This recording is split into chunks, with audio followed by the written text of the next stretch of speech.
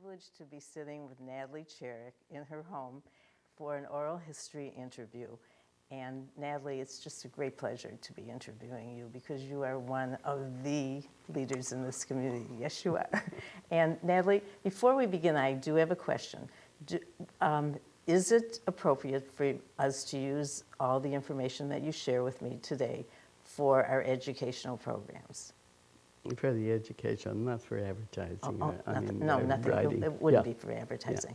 Yeah. And you have the option to say if there are some confidential parts of this that you wouldn't want us to include in the transcript.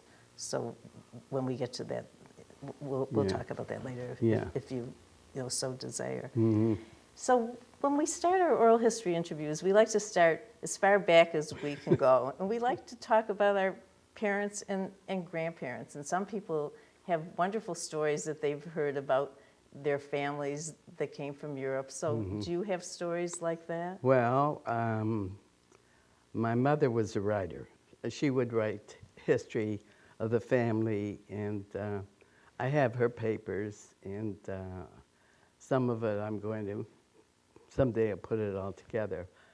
But she came from Lithuania, Kalvaria, and it was a small town outside of Kovno. And she came to the United States, and she had a brother here, and he lived in New Kensington, which is a small town right outside of Pittsburgh. And but she didn't move right to New Kensington. She stayed in Pittsburgh, and she got a job in the delicatessen. And my uncle, he got to know my grandfather, and my father was single, and they wanted to make a shidduch.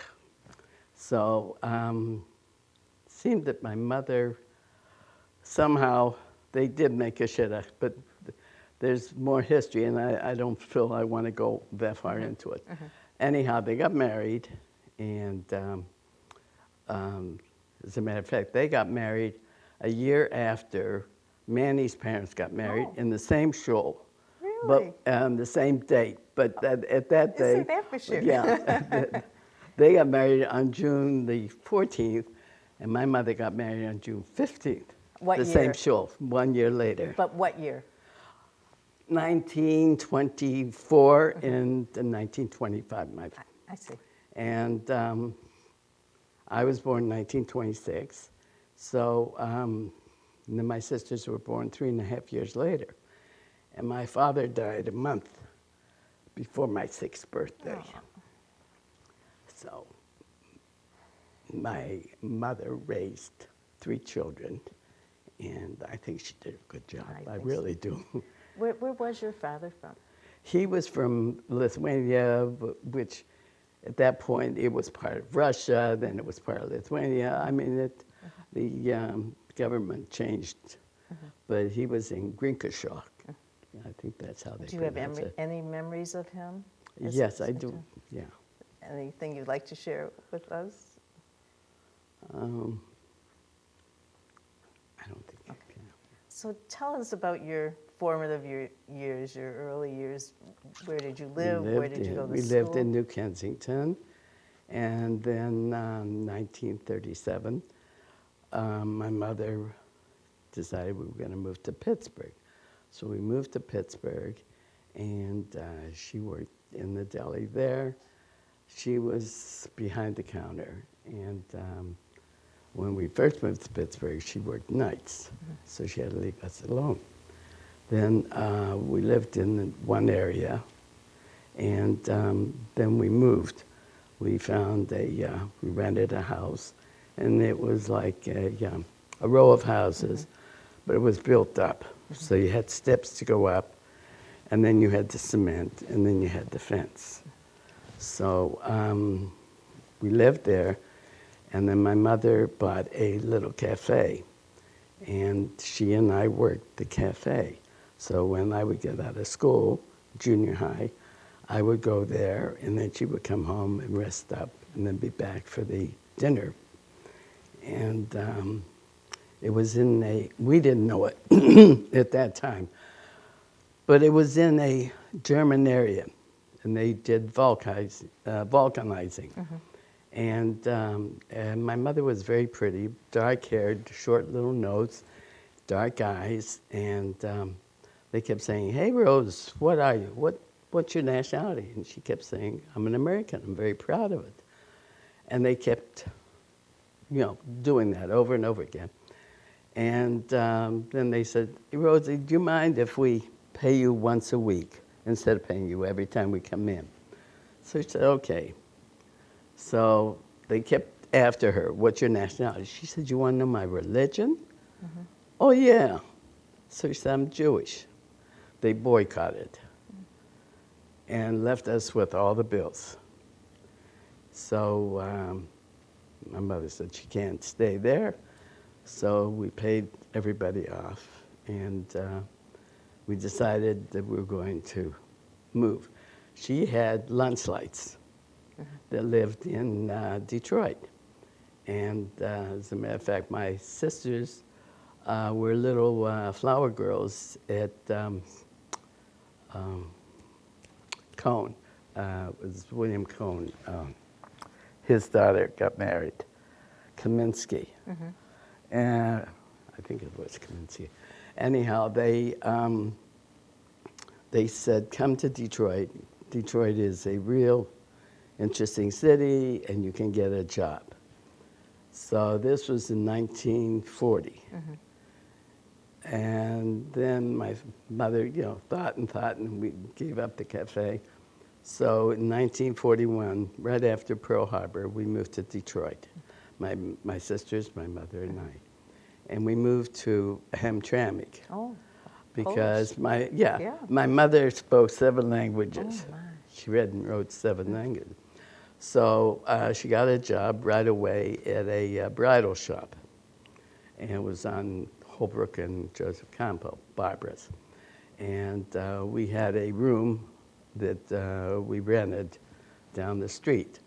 So she's working there in 41, and we came in December. So my mother wanted us to be in a neighborhood, Jewish neighborhood. So at that time, they didn't trust women who were widows or who were divorcees. Mm-hmm. They made it very, very difficult. So she couldn't get an apartment because they wouldn't rent to a widow. So Barbara, who owned the bridal shop, was very outgoing. And she said, "You'll take John, and John, you act like Mr. Miller." So John went with my mother, and my mother signed the papers, and then, we moved over to Gladstone, Linwood. And they kept asking my mother, "Where's your husband?" "Oh, he travels, he's on the road." And I think they realized after about 6 months that there was no husband. Yeah. And I worked in a ice cream parlor. I worked as a waitress. And I started going to Central. So the war was on, so I got a job, a full-time job, from 4 till midnight. Oh, while you were in high school? Yeah, for 2 years. Mm-hmm. And what were you doing? I worked at Fort Wayne Ordnance Depot. Oh. We would do the billing of ladings for the tanks and everything that was going out of Detroit, and we'd send it ahead so that the ports, wherever we would send it to, they knew what they were getting in, and they had the bill of ladings. And so you were about 16 at that point? Yeah. You must have been a very smart young woman. I don't know. Were you a good student? I would come home 1 o'clock from school and maybe do my homework, and then 3 o'clock I would take the Claremont to Joy Road and walk across to Livernois, and then take the Livernois down because it's down at Jefferson, and work there until I graduated. And then when I graduated, the war was over, So I went to, I worked for Skinner Purifiers, which was, they made purifying purifiers. And then Did you ever have any aspirations to go to college? I did, You did. but couldn't afford it. And I wanted to. Let's see. After that, that was near the end of the war. And, well, the war was over, and I graduated. And then I was going with a young man. It's a very nice young man, but he wasn't my type. And he had come back from the war, and he was bragging about his friend. He wanted to impress me that he knew somebody from Pittsburgh. So he mentioned his name, and I said, I don't know who he is. And I figured, well, he must be like Red. And Red was, he was a sweet guy. He really was, but he wasn't my type. So when my sisters were home and Red called, so they knew to say I wasn't home. But my mother says he's a nice man, he's a gentleman, and you never know who you meet when you go out with somebody. She was a smart woman. Very smart woman, very smart woman. And then I, how was it? Oh, Red called me up and says, oh, my friend's coming in from Pittsburgh. And I said, whoopee. And he says, his sister, Red's sister, knew that it was Red's 21st birthday. So, and she had seen pictures of Manny that Red brought home. So she said, I'm going to invite him to the party. So Red says, good. And figuring he was going to be making points. So he calls me up, he says, my friend's coming in from Pittsburgh, and got real excited. And so then I purposely, I said, okay, you want to come over Saturday? And I purposely put on the oldest pair of pants, the oldest sweater, and I put my hair in curlers. Now at that time, we used to take socks. My hair was longer. And take the socks, roll it up, and then tie it. And, you were a beauty, in other words. Oh, I was a real beauty. And so Manny came in, and we started to cut each other up. I mean, it was just joking. And everybody he mentioned, I knew, or we had them over at the house. My mother always felt that she'd rather have us entertain in the house and play games and talk or whatever we wanted to do. But in the house. And so we started cutting up. And I knew all his friends, every one of his friends. I never knew Manny. Same went to the same school, went to Shanley High. I still say that we went to mechanical drawing. He says he doesn't remember me. I said, I don't remember you, but I remember taking the class, and at the same time he was taking it. So anyhow, that evening, we went over to Red's house for the party, and my mother was invited, and Manny... I hope you took the curlers out of your hair. Oh, yeah, I did. That I did, because there were other friends there. and so then Manny, was all alone. He didn't know anybody, so he was sort of, I'm sitting here. So he and I started to talk, and... should I say it, Manny? He took me, he said, come on, I want to talk to you on the porch. So we went on the porch, and he tried to kiss me. At that point, Red walks out and says, oh, I'm so sorry. And I figured, okay, well, what is it with his whole world? This is really a first date. It wasn't even a date, it was just a movie. I mean, just the party.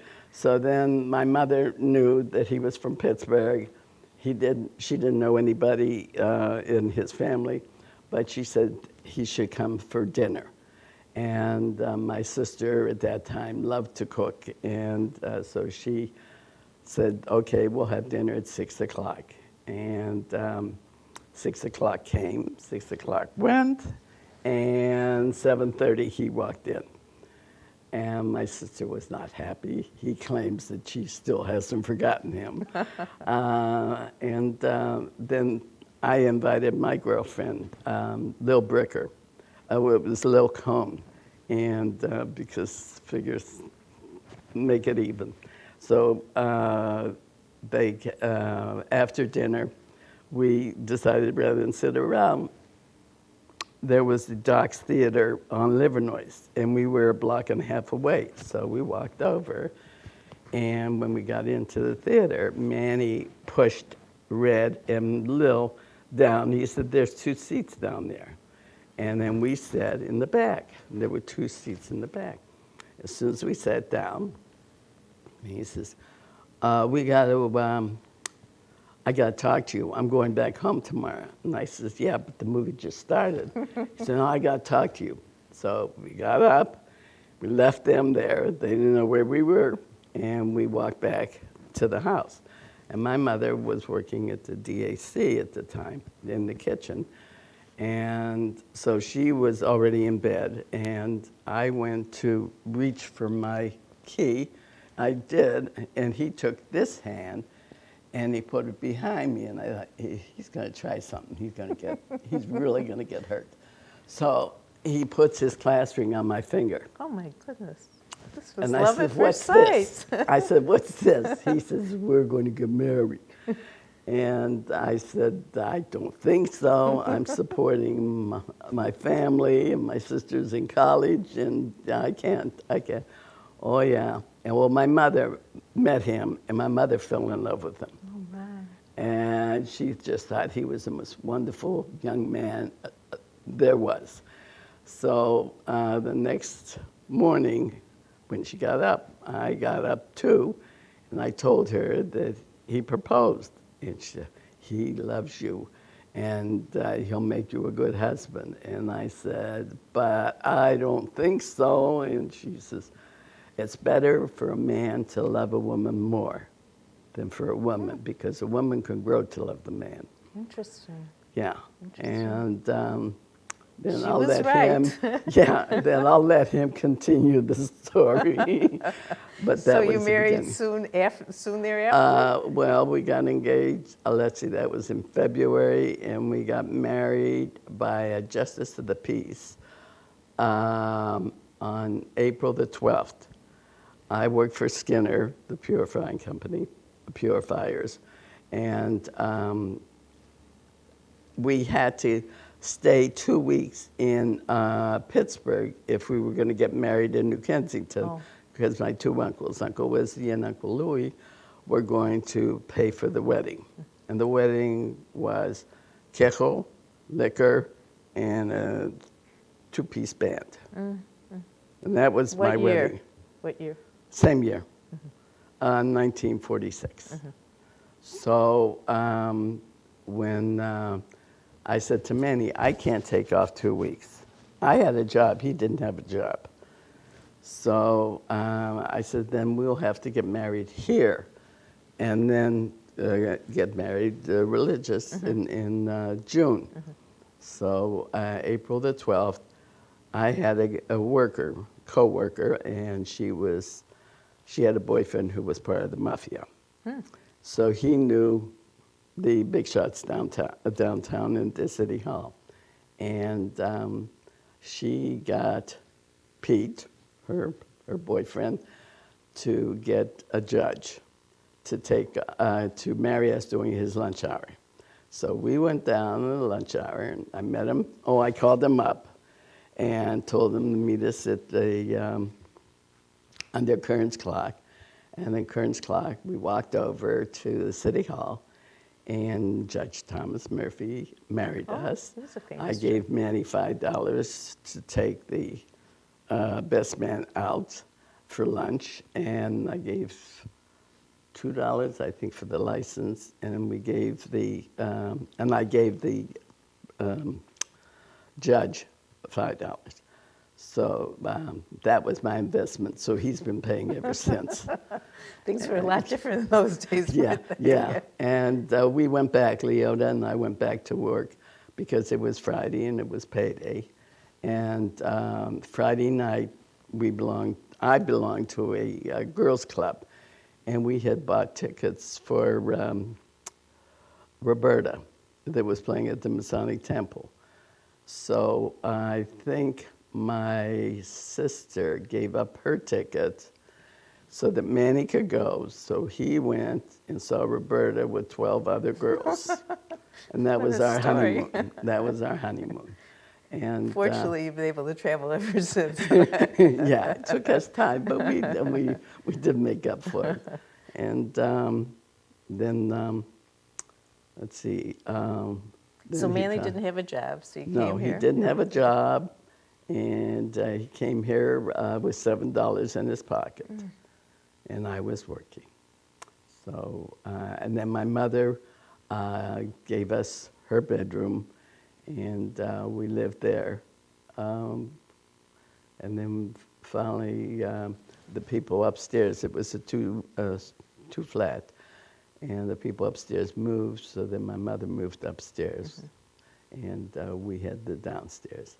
Be interested to hear Manny's story about Oh, yeah. of how oh, he yeah. met you. Oh, yeah.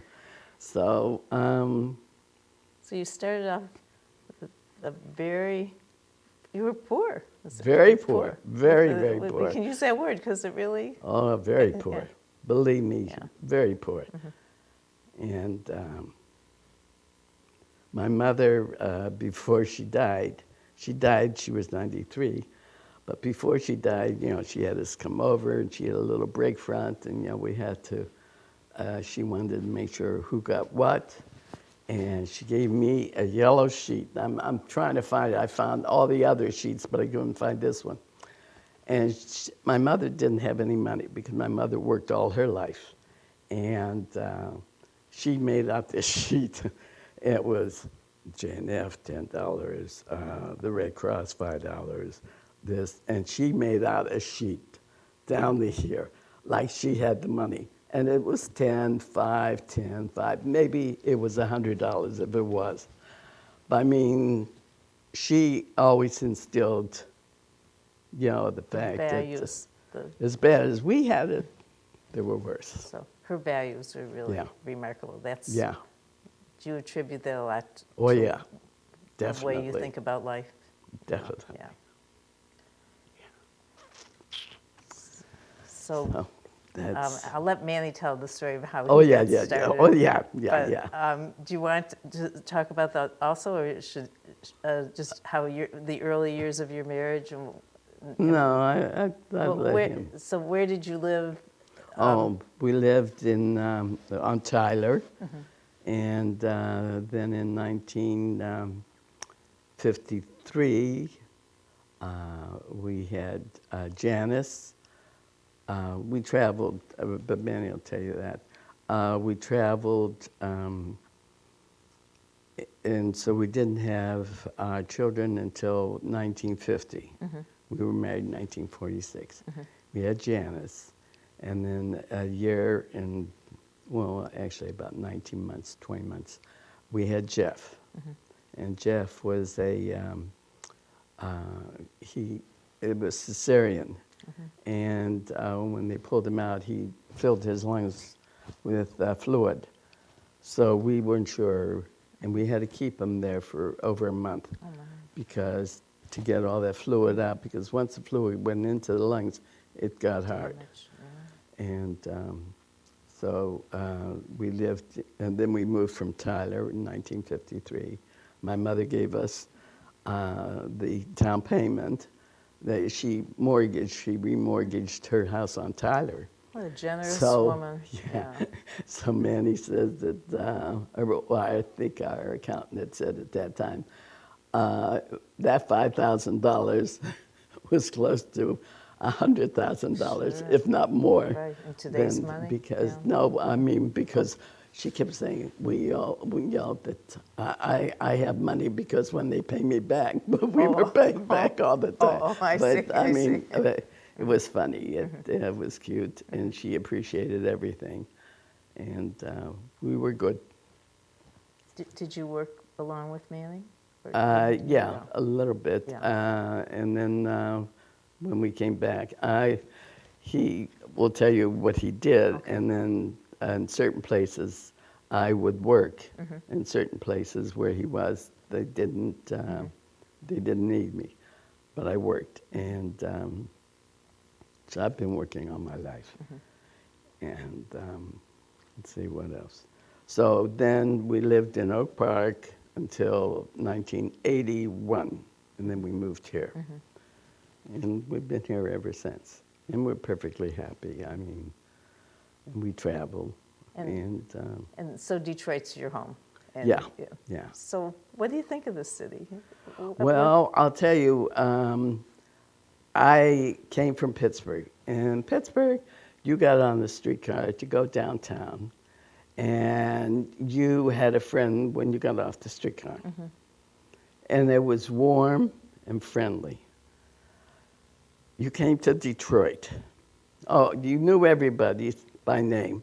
You were introduced. Hi. I mean, you didn't have to be friends with them, but you saw them, and they always knew your name. Moved to Detroit, went to Central. And to this day, there's one broad. It was cliquey. Very, very cliquish. Very cliquish. And one experience I had with my mother, it was the first year, and we wanted to go say Yisker, Yom Kippur. We went to a Dutch Shalom and on Curtis, and all the way in the back were 2 empty seats. So we went and sat down, and a woman came in the loudest voice. "You're sitting in my seat," like I stole those seats. And embarrassed us. I never stopped forget going. it. I'll never forget it. I mean, how is she? People don't think. Cruel. Real cruel. But did you get involved with the religious community here? No. No. Because I just felt that was not a way you treat somebody. Over the years, though, did you affiliate with the synagogue? Yes, we did with Beth Am. Very nice. Our son was in the choir. We used to go every holiday. We were always there. The children participated. And Janice, when she was 37, 34 or something, maybe it's 34, she wanted to be bat mitzvah. At that time, she would have, at Beth Am, she would have to be with the children. But no a shared adults. tzedek started there first, and she was in that first class. And that's how she met her husband. Somebody, fixed them up. So, from that point until we decided for our son, to be bar mitzvah, I didn't want to have any affiliation. I just thought it was, and I mean, even in Central, they didn't know your name. So I had nothing to do with them, which was fine. And I went to work, and so I never knew anybody other than who was in my class. And I knew 3 other girls who were also poor. But you said you had a group of friends, those 12 women that you went to see. But some were older and some were younger than me. But Mary Clinton, it used to be Mary Kessner, was my girlfriend, and Fran Milgram, and Lil Cohn, and Frida Novum. So, I mean, I had a very select group. And if I said it was 12, maybe that 12 was part of my, my sisters and my mother. We were part of that 12 people. Excuse me. So I really... It was hard getting into the city. I didn't want to, and I still. And, now people say, hello, how are you? But I remember what they did. Very cruel, very cliquish. And so I was busy working. I didn't have to get involved with them. That was fine. But you support this community like few other people do. Yeah, I know. So tell me how that happened. I think I have Rahmanis for them.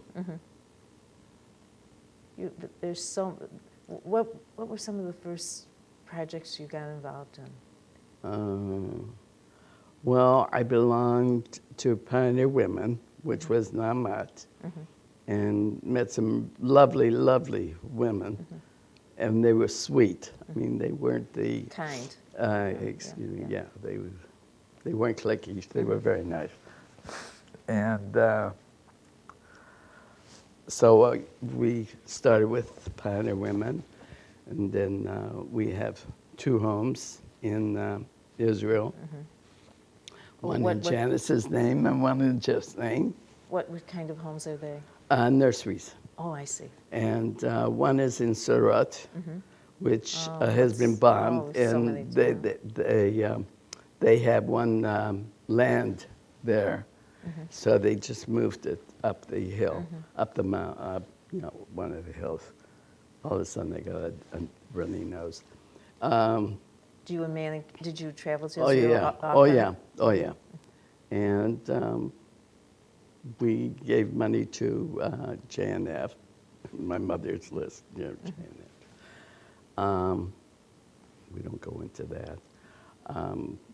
Then JARC, Yes, because wonderful home those there, people, they really need all the help they can get. Kadima, and then we built the gallery in Janice's name.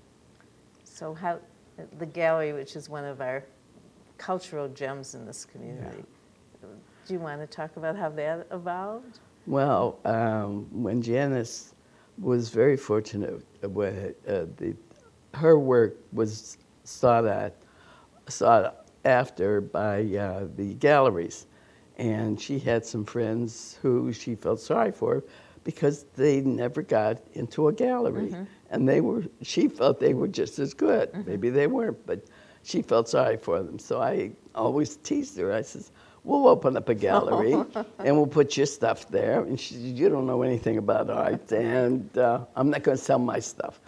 And it's hard for an artist to sell their pieces, so somebody else has to do it, and it can't be the family. The fact that I didn't know anything about art, which was fine, and so we always felt that she felt sorry, and we were going to do this for the Jewish artists because they had a hard time, first being Jewish and being an artist, to be, well received, and so we felt something in her honor. Did the center welcome the idea? No. We said we would give them a fair amount of money, and they Federation wanted it to go for the Russians. This was at the time the Russians were coming in, and we said no. We want this in our daughter, and there was no building there. We had to build the building. And so the whole year, they wouldn't say yes. They wanted the money, but they didn't want us to tell them what to do with it. So then they finally. So who advocated for you in that? Was Mort? I don't know. Maybe Manny remembers. I don't know who really advocated. I really don't remember, but we said, well, probably Mort. So we said, look, if you don't want to, then fine, we'll build a building. But we thought it would be for the Jewish community. And so that's what we did. And all the years you've been very involved with the gallery. Yes, definitely. What are your thoughts about the way the gallery has progressed over the years? Well, I'm very proud of it. And I'm very proud that we've been open for 20 years. And it's now 21 or 22 years right now. And a lot of artists have really gone forward, and they're in New York, some are in Europe, and then there's one out in California. And they attribute the fact that they got their start at the gallery, which makes us very, very happy and very proud. And do you sit on the board? Yeah, we have a steering committee, and it's funny. We have this show going on now, Let My People Go, and it just seems like people are coming and they say, well, I didn't know you had a gallery here. Really? To this day. Oh, they do so much publicity, it seems. You would think, Yeah, you've been on but the there cover are of the so Jewish many News. people out there that don't know anything about the gallery. And this surprises me. This really surprises me. That, I didn't know we had a gallery here. And I'm thinking, how do we get to these people then? It's a puzzlement. Yeah. And then there's people who make comments. And I don't like that. I don't like people saying, with your money. And people say that to me. And that's why I don't like publicity. I don't want anybody to know who we are, because that bothers me. Why people are like that. But you've done it for the community. Yes. And it is such a, as I said, Why do I have to say, with your money?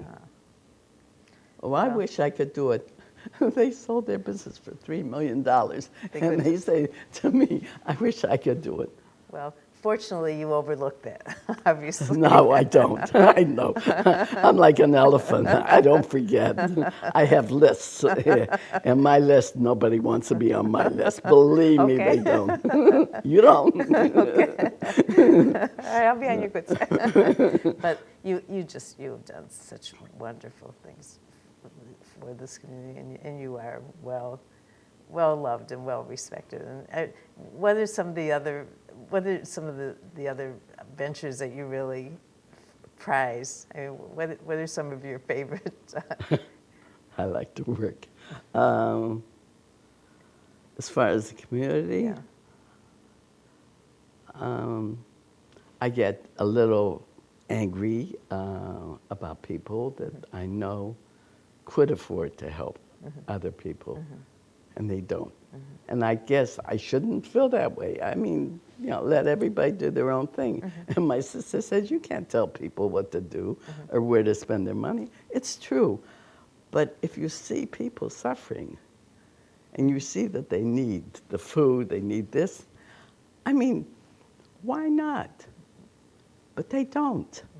And yet they turn around and they say to me, with your money. This bothers me. I can understand. Yeah, that bothers me. So. But the value system you learned in your home, right? And, Yeah. And I'm sure you've transmitted it to your children. Oh, yes. My son has been sick.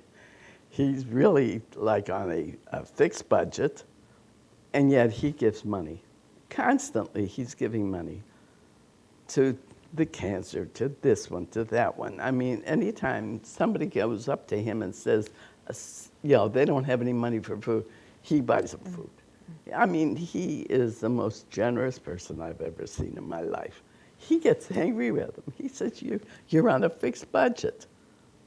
But it's in his heart. Yeah. It's really in his heart. And Jeff was the same way. But Jeff is short. And we get very upset with him sometimes. But Because it makes him happy. But he doesn't do for himself, but he does for other people. So the value system you learned from your mother. Yeah. And so what is so you have a message then. What is the message that you would give to other people in this community? Look around and see. I mean, you got to get them started. It's sad. There are so many people with problems, and you want to help them as much. I know you've been on, you're very involved with the gallery. Are there other organizations that you've been really involved with? I know you sat on the JARC board. Yeah. Do you get involved in boards or No. I see. No. I think that I guess I'm set in my way, and when something happens and I don't feel that it's right, and I say it, and they don't pay attention, and I say, well, you don't really want me then, because if you really want to know what's going on or how people feel, you should listen. And they don't, so I just feel I'm better off not getting involved with anybody because... But you continue to do your good works. Yeah. That's the most important thing. Yeah. So that's it. Yeah. We're coming to the end of the interview, but is there anything that we haven't spoken about that you would like to speak about? Let's see. I want to remember. We talked about your value system and this. Yeah. You've lived in Detroit a long time. What do you think of the current situation in our community? Are you hopeful? At my age, I'm not going to see it, but I do feel it will come back. Mm-hmm. I do. Mm-hmm. I mean, there are enough people that want it to, and I don't know. I hope so. I hope so. I won't be around, but I hope so. Because it was a vibrant city. It really was a beautiful city, and it had a lot of cultural things going on, and it was a good city. It really was. And I hope it comes back. Pittsburgh came back. I mean, Pittsburgh was really run down and dirty and all that stuff. It came back, so I feel that there's hope. That's the message. Yeah, there's a message. There's hope. Yeah. Natalie, thank you so much. You're welcome. Your story is remarkable. I'm so happy to be able to talk with you. Thank you.